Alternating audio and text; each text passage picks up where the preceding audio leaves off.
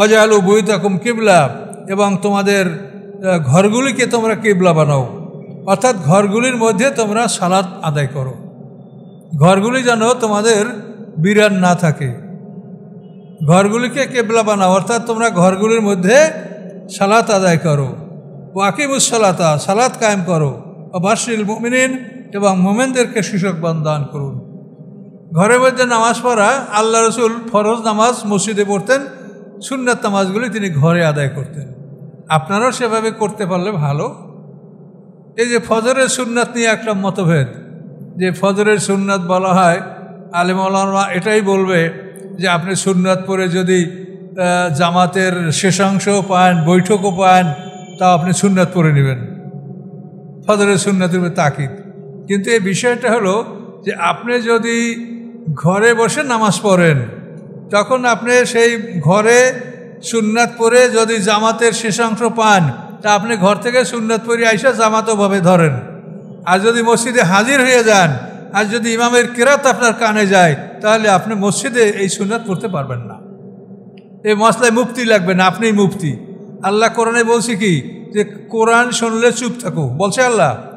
ওয়াইজা কুরিয়াল কোরআনও ফাস্তামিলু আনসিতু, কোরআন যদি পাঠ করা হয় কান লাগায় শোনো, চুপ থাকো। এটা আল্লাহ ডাইরেক্ট আয়াত। কাজে যখন কোরআনের আওয়াজ আপনি শুনতে পাচ্ছেন, তখন এই অবস্থায় আপনি সুন্নাত পড়তে পারবেন না, তখন ওই কিরাত শুনতে হবে। আর যদি ঘরে নামাজ পড়েন, তো আপনি কিরাত শুনতে পাচ্ছেন না, আপনি হিসাব করেন যে আমি যে জামাতের শেষাংশ পাবো, তো ঘরে বসে সুন্নাত পড়ে নেন।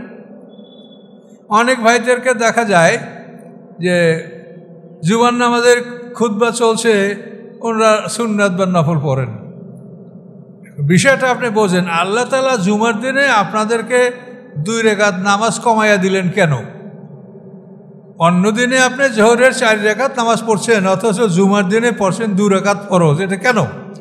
এই ফরজটা কমাই দিয়া এর পরিবর্তে আল্লাহ আপনাকে 2টা খুতবা দান করছেন। এই খুতবাটা আপনি শুনবেন, এটার মধ্যে আপনার জীবন চলার বিধিবিধান, আইন কানুন, এটা ইমাম সাহেব বলবে, কোরআন থেকে বলবে। এই কথাটা শোনার জন্য আল্লাহ তাআলা আপনাকে 2 রাকাত ফরজ কমাইয়া দিয়ে জুমার দিনে 2টা খুতবা দান করছেন। এখন যে ফরজের বিনিময়ে আপনাকে খুতবা শুনতে বলছে, এখন আপনি নফল পড়বেন, খুতবা শুনবেন না। কাজে এই ধরনের কথা, এগুলোর জন্য আপনারা ইমামে কি বলছে, তাই ফতুয়ায় কি আছে, আপনি ফতুয়া কি করবেন? আপনি কোরআনের উপরে বড় কোনো ফতুয়া আছে? কোরআন স্পষ্ট বলছে যে কোরআন তোমার কানে আসে, তুমি চুপ করে থাকো, তুমি কান লাগায় শোনো, চুপ থাকো।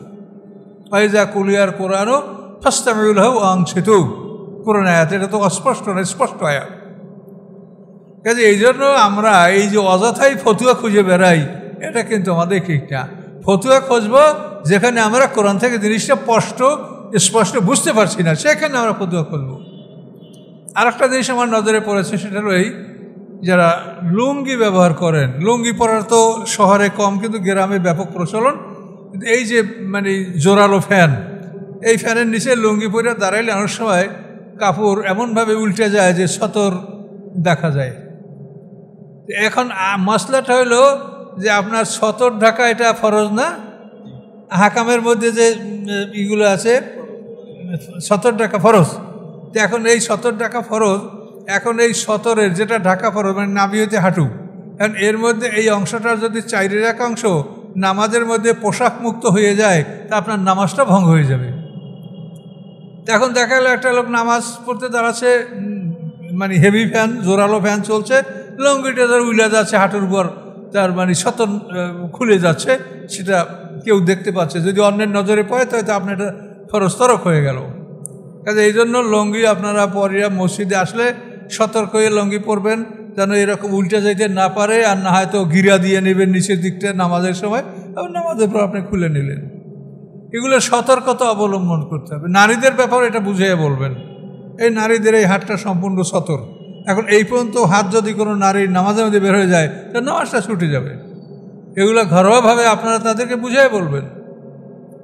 ঝুলন্ত চুলের 4 ভাগের 1 ভাগ যদি নামাজের মধ্যে পোশাক মুক্ত হয়, তো তাদের নামাজটাই ভঙ্গ হয়ে যাবে। তাহলে মশলাটা হলো যে যেটা সতর, এক একটা অঙ্গ, এই সতর যেটা, এই অঙ্গের 4 ভাগ যদি নামাজের মধ্যে পোশাক মুক্ত হয়ে যায়, তাহলে নামাজ ভঙ্গ হয়ে যাবে। এই জন্য নারীরা তারা যেন শাড়ি পরে নামাজ না পড়ে, আর যদি শাড়ি পরে একান্ত পরে যাদের অভ্যাস, তাহলে খুবই সতর্ক হতে হবে যে নামাজে ওঠা বসা রুকু সেজদা এই সমস্ত অবস্থায় যেন তার এই সব জায়গার পোশাক মুক্ত না হয়। কাজে এগুলো খুব লক্ষ্য করতে হবে, বুঝায় তাদেরকে বলতে হবে।